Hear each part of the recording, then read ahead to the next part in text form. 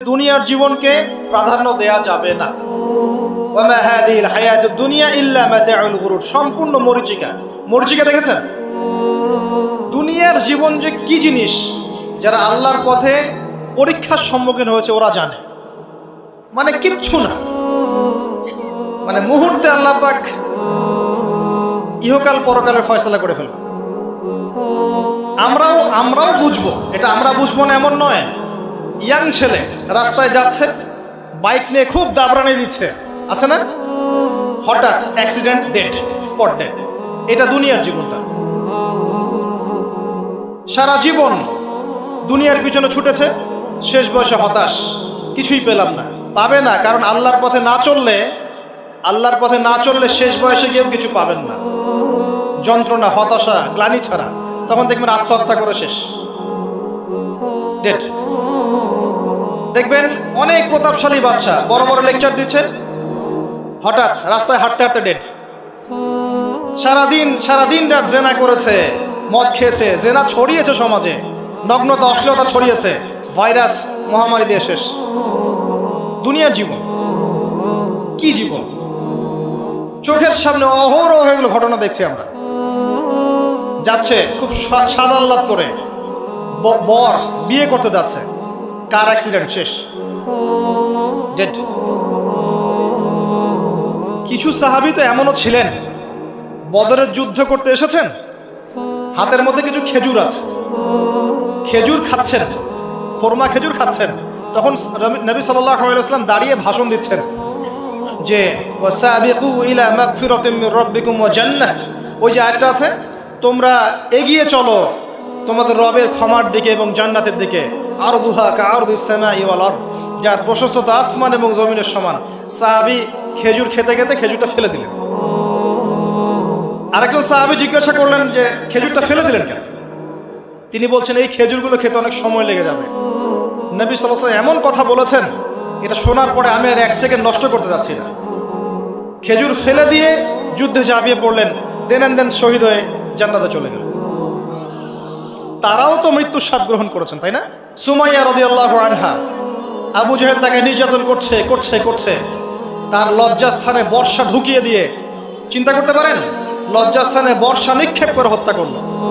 সুমাইয়া রাদিয়াল্লাহু আনহা দেখতে কালো বর্ণের, চেহারা সুন্দর নয়, হয়তোবা আপনার মতো সুন্দর নয়, জান্নাতে এখন হাসছে ইনশাআল্লাহ তাআলা। তার স্বামী ইয়াসের, আবু জাহেল তাকে পিটাতে মেরে ফেললো, সে মারা গেল, শহীদ হয়ে গেল। অনেক ওলামায়ে কেরামকে, ইমাম, মুস্তাহিদ, মুহাদ্দিস দেখবেন সারাটা জীবন এত মেহনত করেছেন দ্বীনের জন্য, বিয়ে শাদী করার সময় পান নাই। এমনও আছেন ইমাম এবং মুহাদ্দিস, জীবন তো তাদেরও ছিল। শুধু সাহাবী কেন, তাবেঈদের দিকে তাকান, তাবেঈন তাকান, আমাদের 4 ইমামের দিকে তাকান। আবু হানিফা রাহিমাহুল্লাহ শেষ বয়সে জেলখানায়, কথিত আছে বিষ প্রয়োগে তাকে হত্যা করা হয়েছে। তার টাকার অভাব ছিল না, তিনি কিন্তু আমার মতো হতদরিদ্র ছিলেন না। আল্লাহ পাক তাকে সম্পদও দিয়েছিলেন, সমস্ত সম্পদ বিলিয়ে দিয়েছেন দ্বীনের জন্য। ইমাম শাফিঈ রাহিমাহুল্লাহ, তার দিকে তাকান। আহমদ বিন হাম্বল রাহিমাহুল্লাহ, তার দিকে তাকান। তাকে পিটানো হচ্ছে আর বাগদাদের রাস্তায় ঘোরানো হচ্ছে, কারণ সমাজের মানুষ ফতোয়া দিয়েছে একটা, তিনি ফতোয়া দিচ্ছেন আরেকটা। ওই যে হিল্লা প্রথা আর ঠিকা বিবাহ নিয়ে তিনি বলছেন, ইলামু ইয়া আহলা বাগদাদ, হে বাগদাদের মানুষরা জেনে রাখো যে আমি কোশ্চিনকালেও এই প্রথাকে জায়েজ করলাম না। তোমরা চিনে রাখো যে আমার নাম আহমদ। জীবন তাদেরও ছিল। ইমাম মালিক রাহিমাহুল্লাহ, তাকে এত মার দেওয়া হয়েছিল, হাত বাঁধতে পারতেন না নামাজের মতো, নামাজে হাত বাঁধতে পারতেন না। সাহাবীদের থেকে নেন, তাবেঈ থেকে নেন, তাবেঈ থেকে নেন, মুস্তাহিদ ইমাম থেকে নেন, দুনিয়ার জীবন তারাও কিন্তু ভোগ করেছেন, আর আমরাও ভোগ করছি। আমাদের ভোগের সিস্টেমটা দেখেন, তাদের ভোগের সিস্টেমটা দেখেন। আমরা বাঁচছি দুনিয়ার জন্য, তারা বেঁচেছে পরকালের জন্য। আমরা দুনিয়ায় বাঁচছি দুনিয়ার জন্য, দুনিয়ার একটা চাকরি, একটা ব্যবসা, একটা পরিবার, একটা স্ট্যাটাস, বাড়ি গাড়ি, টাকা কড়ি, সম্পত্তি, এগুলোর জন্যে। কিন্তু তারা বেঁচেছেন আল্লাহর জন্য, পরকালের জন্যে। যে ব্যক্তি দুনিয়ার জন্য দুনিয়া করে, আল্লাহ পাক তাকে ইহকাল পরকাল দুটোই নষ্ট করে দিবেন। যে ব্যক্তি পরকালের জন্য দুনিয়া করবে, আল্লাহ পাক তার দুনিয়া গুছিয়ে দিবেন, আখিরাতও গুছিয়ে দিবেন ইনশাআল্লাহ। প্রথম কথা হচ্ছে এই যে দুনিয়ার জীবনকে প্রাধান্য দেওয়া যাবে না। দুনিয়ার জীবনের প্রতিটা কাজ আপনি একটা উদ্দেশ্যেই করবেন, সেটা হচ্ছে আল্লাহ সন্তুষ্ট। বিয়ে শাদী করেছি কেন? আল্লাহর জন্যে। পরিবার গঠন করেছি কেন? আল্লাহর জন্যে। সন্তান নিয়েছি কেন? আল্লাহর জন্যে। দিন শিখেছি কেন? ইলম শিখেছি কেন? আল্লাহর জন্যে। চাকরি কেন করি? আল্লাহর জন্যে। প্রতিটা কাজ ইবাদত হবে যদি আপনি মুহাম্মদ সাল্লাল্লাহু আলাইহি ওয়াসাল্লামের তরিকা মেনে চলেন। ওয়া মা খালাকতুল জিন্না ওয়াল ইনসা ইল্লা লিয়াবুদুন, শুধুমাত্র ইবাদত করার জন্যই আল্লাহ পাক জিন এবং মানুষ জাতিকে সৃষ্টি করেছেন। আপনাকে আল্লাহ পাক এই হায়াতটা দিয়েছেন। এখন বাকি সময়টা চিন্তা করেন, আগামী 30-40 বছর কিভাবে কাটাতে চান? দুনিয়ার জন্য বাঁচবেন না আল্লাহর জন্য বাঁচবেন? যদি আল্লাহর জন্য বাঁচতে চান, সর্বশেষ হেদায়েত আল কোরআন এবং সর্বশেষ নবী মুহাম্মদ সাল্লাল্লাহু আলাইহি ওয়াসাল্লাম, এর বাইরে কিচ্ছু নাই ভাই।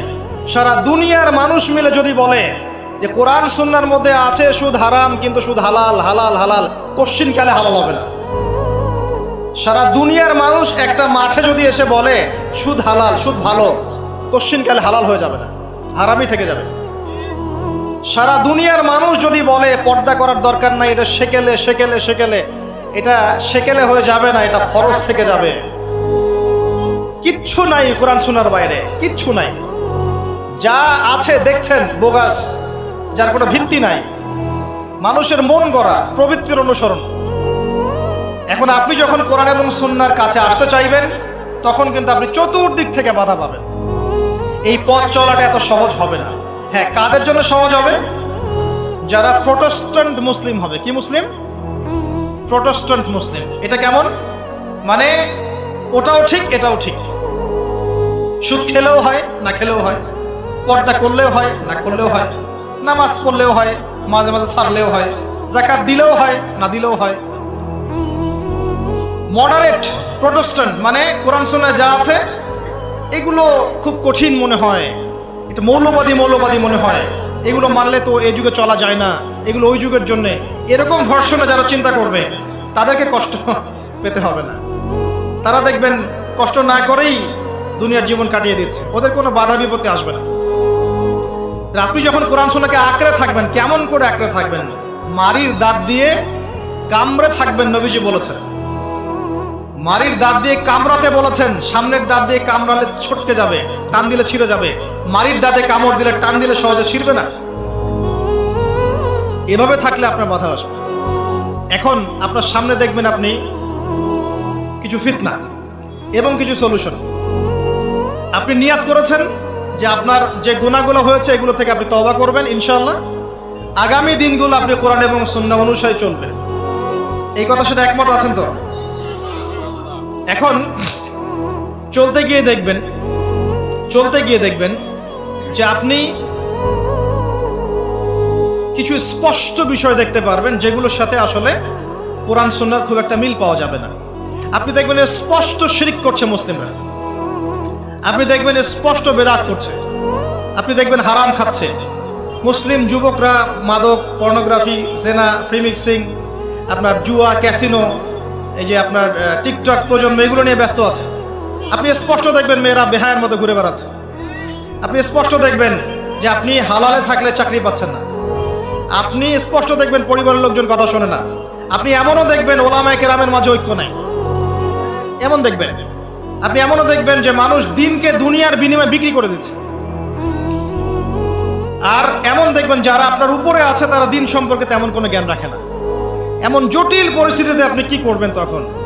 এরপরে আপনি যখন বিশ্বের দিকে তাকাবেন, তখন দেখবেন বিশ্বের সমস্ত পরাশক্তিরা ঐক্যবদ্ধ ইসলামের বিরুদ্ধে। বিশ্বের সমস্ত বড় বড় পরাশক্তিরা ঐক্যবদ্ধ ইসলামের বিরুদ্ধে। দেখবেন আপনি ইসলামের কোনো খিলাফা নাই, দেখবেন কোনো ইমাম নাই, কোনো আমির নাই, কোনো জামাআ নাই। দেখবেন আপনি সেই রকম সলফে সালেহিনদের যুগের মতো শৌর্য, বীর্য, ব্যক্তিত্ব, গায়রাত কিছু নেই। মনে হবে যেন আমরা দাসত্বের শৃঙ্খলা আবদ্ধ হয়ে গেছে। তখন আপনি কষ্ট পাবেন মনে মনে। আপনার মধ্যে ঈমান থেকে থাকলে আপনি কষ্ট পাবেন, ভিতর থেকে কষ্ট ফিল করবেন। যদি প্যারালাইজড রোগী হয়ে থাকেন তাহলে কষ্ট ফিল করবেন না। চেতনা থাকে দিনের, কষ্ট ফিল করবেন।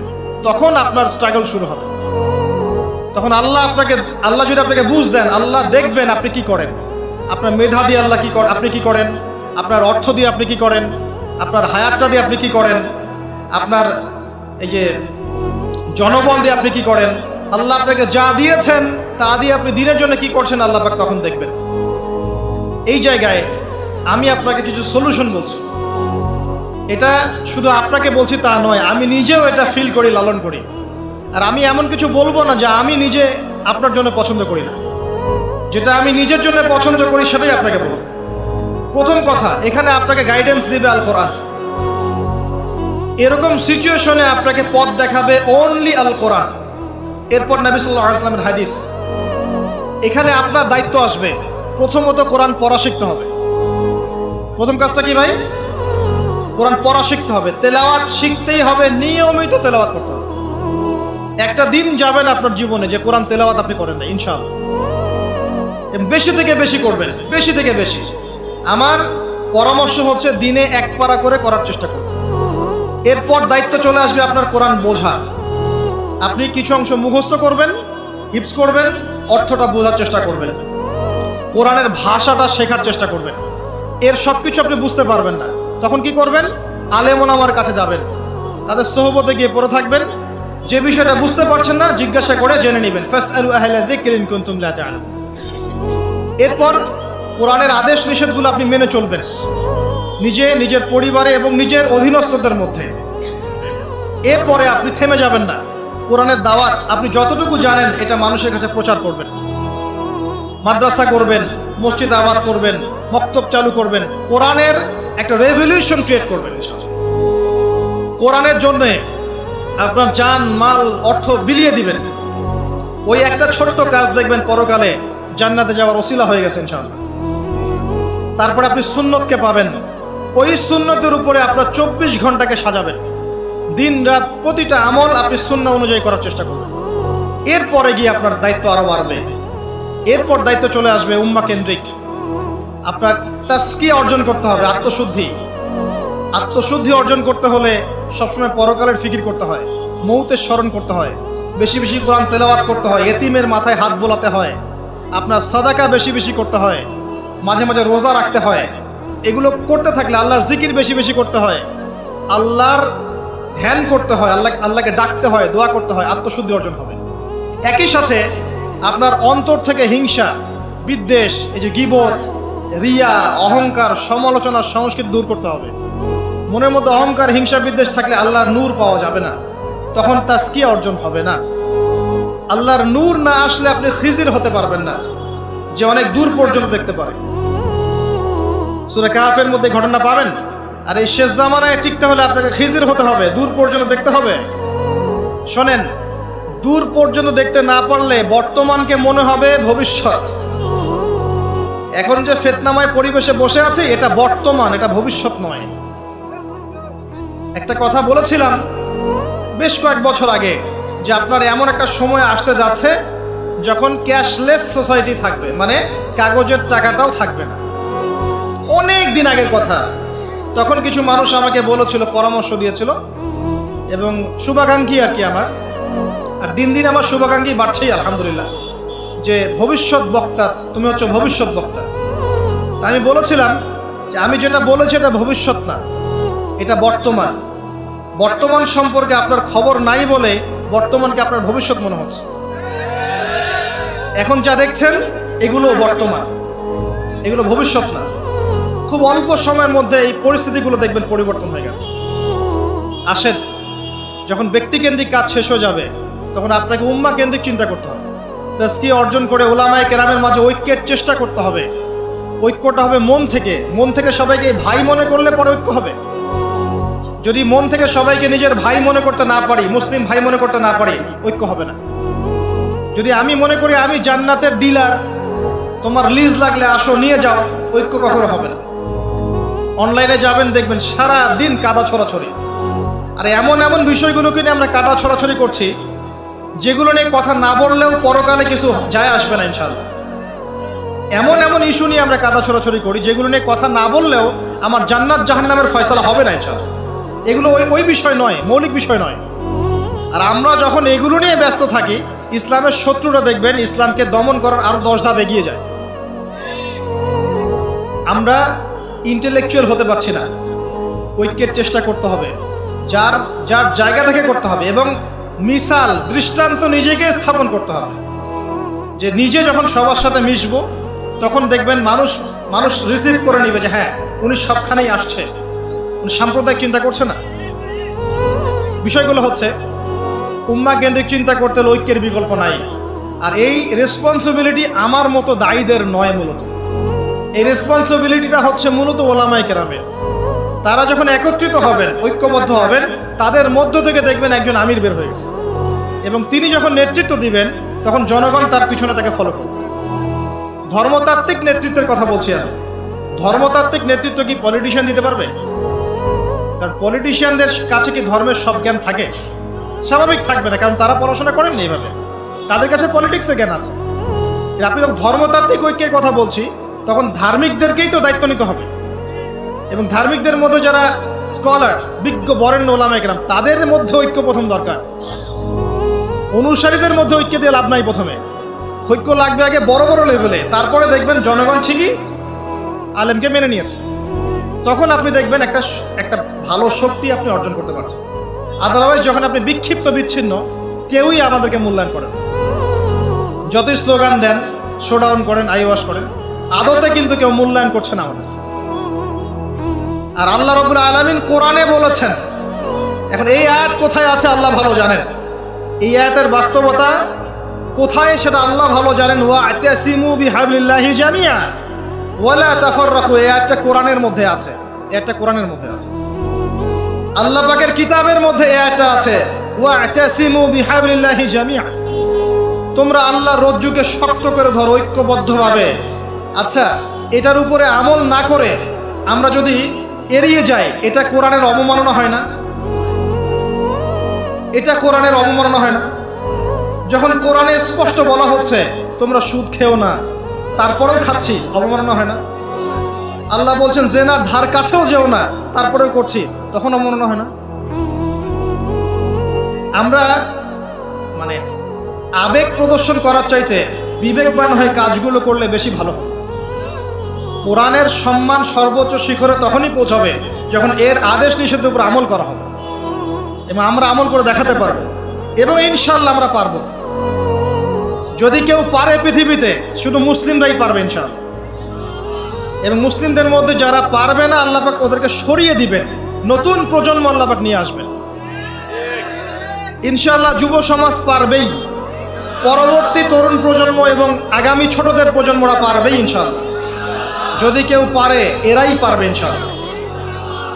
ইনশাআল্লাহ দেখবেন আমাদের মতো মানুষদেরকে দিয়ে যদি কাজ না হয়, আল্লাহ পাক আমাদেরকে সরিয়ে দিবেন, দিয়ে এমন এমন মানুষ আল্লাহ পাক তৈরি করবেন যারা এই চেয়ারগুলোতে বসে কোরআন সুন্নাহকে হাতে নিয়ে বিশ্বকে নেতৃত্ব দেবে ইনশাআল্লাহ। আসবে এক সময়, অপেক্ষা করতে থাকেন, কারণ আমরা আখিরুজ্জামানের হাদিসগুলো সম্পর্কে জানি। একটা সময় চলছে মুসলিমদের ডমিনেশনের সময়, এরপর একটা সময় আসবে যখন মুসলিমরাই এই বিশ্বকে নেতৃত্ব দেবে ইনশাআল্লাহ। ইসলামই হবে এই বিশ্বের একমাত্র সুপার পাওয়ার। আল্লাহ রাব্বুল আলামিন ওই জেরুজালেম থেকেই আরও একবার কিয়ামতের আগে পুরো বিশ্বে ইসলামিক খেলাফা বাস্তবায়ন করবেনই ইনশাআল্লাহ। এটা প্র্যাকটিক্যালি আপনার আমার কিছু কাজ আছে, ইলম অর্জন করা আমাদের কাজ। আমাদের এত বড় বড় কাজ নাই, আমাদের যতটুকু সামর্থ্য এতটুকু কাজ আছে। আমাদের কাজ আগে ইলম অর্জন করা, আমাদের কাজ জানা অনুযায়ী আমল করা, উলামায়ে কেরামের সাথে সম্পর্ক রাখা, মাদ্রাসার সাথে সম্পর্ক রাখা, জ্ঞানের চর্চা করা, হালাকাগুলো বাড়ানো, ইমানের চর্চা করা। আমাদের কাজ পরিবারগুলোকে সংশোধন করা। যদি কথা না শোনে ছেড়ে দেন, একক পরিবার গঠন করেন। বুঝাতে বুঝাতে যদি দেখেন যে আপনার পরিবার লুতের স্ত্রীর মতো হয়ে গেছে, বা নূহ আলাইহিস সালামের স্ত্রীর মতো হয়ে গেছে, তার ছেলের মতো কথা শোনে না, ছেড়ে দেন, আপনি আলাদা থাকেন। তাও ইমানের সাথে আপোষ করেন না। আসহাবুল কাহফ সমাজ, পরিবার সব ছেড়ে দিয়ে চলে গেছে, চলে যায় না, সব ছেড়ে দিয়ে চলে গেছে। যখন কেউ কথা শোনে না, একাই থাকতে হয় আল্লাহর রজ্জুকে ধরে। আল্লাহ পাক ইব্রাহিম আলাইহিস সালামকে বলেছেন তুমি একাই একটা উম্মাহ, ইব্রাহিম তুমি একাই একটা উম্মাহ। তো আমাদের কিছু কাজ আছে ভাই, ইমানের চর্চা করা, ইলম অর্জন করা, ওলামায়ে কেরামের সোহবতে যাওয়া, তাজকিয়া, আত্মশুদ্ধি অর্জন করা, অন্তরে আল্লাহর নূর পাওয়ার চেষ্টা করা, বেশি থেকে বেশি ইবাদত করতে থাকা, সময়কে মূল্যায়ন করা, জীবনটা গুছিয়ে নেওয়া। কারণ আমি এখানে থাকতে আসিনি, আপনি এখানে থাকতে আসেনি। আজকে থেকে 50 বছর পরে, 100 বছর পরে এখানকার একটা মানুষও বেঁচে থাকবে না। এখানে আমরা বসে আছি যারা, কেউ থাকবে না, এই বিশ্বের কোনো নেতা থাকবে না। আজকে থেকে 100 বছর পরে এই ন্যাটো, জাতিসংঘ, হাবিজাবি কিচ্ছু থাকবে না। আপনি বিশ্বের যত পরাশক্তি দেখছেন এগুলো কিচ্ছু থাকবে না ইনশাআল্লাহ। এই পৃথিবীর যে মানুষগুলো এখন বেঁচে আছে 100 বছর পর কেউ থাকবে না। এখন মনে হচ্ছে এরাই সব, এগুলো সব না। 100 বছর, জাস্ট 100 বছর। আরে কিয়ামতের মাঠই তো হবে 50,000 বছর। কিয়ামতের মাঠ কত বছর? এই তুলনায় 100 বছর কিছু সময়? আল্লাহর কাছে 100 বছর কোনো সময় না। 100 বছর পর কিচ্ছু থাকবে না, কোনো আমি আপনি কেউ না, কেউ থাকবো না। তো এই দুনিয়ার জীবনটাকে মূল্যায়ন করেন, গুছিয়ে নেন। আপনি জীবনের প্ল্যান করেন, আগামী 5 বছর আপনি কি করতে চাচ্ছেন, কতটুকু পড়তে চান, কি সনদ অর্জন করতে চান, কোন কোন বই আপনার পড়া হয়নি। আগামী 5 বছরের মধ্যে আপনার একটা ভালো জব দরকার। কি জব করবেন আপনি, যেটা করলে আপনি হালাল খেতে পারবেন। কত বছর আপনি বিয়ে করতে যাচ্ছেন এবং বিয়ের পর আপনি কিভাবে সন্তান প্রতিপালন করবেন। যখন আপনার বয়স 50 হবে তখন আপনার ছেলের বয়স কত হতে পারে, প্ল্যান করতে হয় জীবন সম্পর্কে। এবং আমি সেভ করব সম্পত্তি ভবিষ্যতের জন্য। কিসে সেভ করব? আমি এমন সম্পত্তি যদি সেভ করি, জমাই, যেটার মূল্য সামনে গিয়ে কমে যাবে, তাহলে আমি ঠকবো। যদি আমি এমন সম্পত্তিতে সেভ করি যেগুলোর মূল্য বাড়বে, আমি জিতবো। জীবনকে নিয়ে প্ল্যান করতে হয়। এবং এই সময়টুকুতে আমি দিনের জন্য কি করতে চাই, দিনের জন্য আমি কতটুকু করতে চাই। আমার দ্বারা কি একটা মসজিদ করা সম্ভব না? আমার দ্বারা কি একটা মাদ্রাসা করা সম্ভব না? আমি কি একটা এতিম প্রকল্প করতে পারি না? আমি কি একটা বিধবাদের প্রজেক্ট করতে পারি না? আমি কি একটা মা বোনদেরকে নিয়ে সেলাই মেশিনের কোনো প্রজেক্ট করতে পারি না? আমি কি মানব সেবামূলক কিছু কাজ করতে পারি না? ছোট্ট একটা সামাজিক সংগঠন করতে পারি না? কিছু একটা তো করতে পারি আমি। আল্লাহ পাক কি আমাকে কোনো প্রতিভা দেন নাই? আল্লাহ পাক কি আমাদেরকে কোনো প্রতিভা দেন নাই? একজন আলেম হয়ে আমি কি 100-200 ছাত্র বের করতে পারি না? একটা বড় এমন একটা প্রতিষ্ঠান কি করতে পারি না যেখান থেকে বছরে বছরে মাশাআল্লাহ বিশ্ব বরেণ্য আলেমরা বের হবে? পারি না? কিছু তো পারি। আল্লাহ পাক কিছু তো শক্তি আমাকে দিয়েছেন। আল্লাহ পাক তো বলেননি আমাকে এখন অস্ত্র নিয়ে নামো মাঠে, বলেছেন? আমার তো পরিবেশই নাই। বাংলাদেশের মানুষ 90% মুসলিম বলছি আমরা, দেখবেন 80% নামাজ পড়ে না, দেখবেন 80% কোরআন পড়তে জানে না, যাকাত দেয় না, পর্দা করছে না, যুব সমাজের জীবনের উদ্দেশ্য ঠিক নাই, সারা দিন রাত অপসংস্কৃতি নিয়ে পড়ে আছে। এখন বেসিক কাজগুলো না করে কি আপনি বড় রেজাল্ট পাবেন? কখনো না। এই বেসিক কাজগুলো আমরা করতে পারি। এবং সবচেয়ে বড় একটা কাজ হচ্ছে আমাদের জায়গা থেকে উম্মার মাঝে ফাটল সৃষ্টি না করে ইউনাইটেড করার চেষ্টা করা যায়। আর আমাদের পরবর্তী প্রজন্ম, স্পেশালি এই তরুণদের প্রজন্ম, তরুণীদের আর আমাদের পরের ছেলে মেয়ে যারা আসবে, সোনামণি, এদেরকে আপনি আগামী বিশ্বের জন্য তৈরি করেন। এটা বড় চ্যালেঞ্জ। বড় বড় আলেম তৈরি করেন। দেখেন দিন দিন আলেমদের সংখ্যা কমে যাচ্ছে। আমার মতো নগণ্য মানুষকে যখন এই চেয়ারে বসে কথা বলতে হয়, তখন তো আমি বুঝতে পারছি যে আলেমের সংখ্যার আজকে কি অবস্থা। আমি তো আলেম নই, কথা বলতে হচ্ছে। কিছু মানুষ আমার কথা শুনছে, তার মানে বুঝতে পারছি আলেমদের সংখ্যা কত কম। বড় বড় ওয়ার্ল্ড রিনাউন্ড আলেম তৈরি করতে হবে। ইমাম বুখারীর মতো, আবু হানিফা রাহিমাহুল্লাহর মতো, আহমদ বিন হাম্বলের মতো কে তৈরি করবে? এটা কি আমার পক্ষে করা সম্ভব? একার পক্ষে করা সম্ভব? নিঃসন্দেহে একটা কমিউনিটি দরকার। সবার মাঝে দিনের ফিকির তৈরি করতে হবে যে আমার সবচেয়ে ইম্পর্টেন্ট জিনিস এই পৃথিবীতে আমার দিন, আল্লাহর দিন। এর চেয়ে ইম্পর্টেন্ট কিছু নাই আমার জন্য।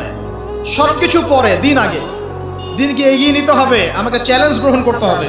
এরকম চিন্তা ফিকির লালন করলে পরেই তো রেজাল্ট আসবে, নাহলে তো আসবে না। দেখেন, আমরা আমাদের মতো মানুষ যারা আছে, এরা একটা জাতিকে নেতৃত্ব দিতে পারবে না। প্রবলেমসগুলো ধরিয়ে দিতে পারে হয়তো, সর্বোচ্চ সলিউশনে কিছু পথ বলতে পারে। বাস্তবতা হচ্ছে এই যে কাজগুলো জনগণকেই করতে হবে। আর এই যে একদিন আসলাম, একটা কথা বললাম, চলে গেলাম, আদতে কোনো ফলাফল নাই। একদিন আসলাম, একটা মাহফিল করলাম, যেভাবে আসছি এভাবে চলে গেলাম, আদতে কোনো ফলাফল হবে না। যদি হ্যাঁ এই কথাগুলো মানুষের মনের মধ্যে গেঁথে যায় এবং আগামীর পৃথিবীর জন্য তারা প্রস্তুতি গ্রহণ করতে পারে, তখন গিয়ে কথা ফলবে। আসুন আইওয়াশ, শোডাউন এবং আবেগী জাতি না হয়ে আমরা বিবেক দিয়ে চিন্তা করি, উম্মার অবস্থা চিন্তা করি, বৈশ্বিক অবস্থা চিন্তা করি, ভাবি। বারবার একটা কথা বলি আমি, একটা দেশের মধ্যে সরকার, প্রশাসন, জনগণ, আলেম ওলামা, যুবক শ্রেণী, মহিলারা, শিশুরা, এরা সবাই একটা দেহের মতো, একটা বডির মতো। এরা সবাই একে অপরের পরিপূরক, একে অপরের ভাই, সবাই মুসলিম। এখানে কেউ কারো শত্রু না। আমরা যদি একে অপরকে শত্রু মনে করে ভুল করব, তখন আমাদের শত্রুরা সুযোগ পেয়ে যাবে।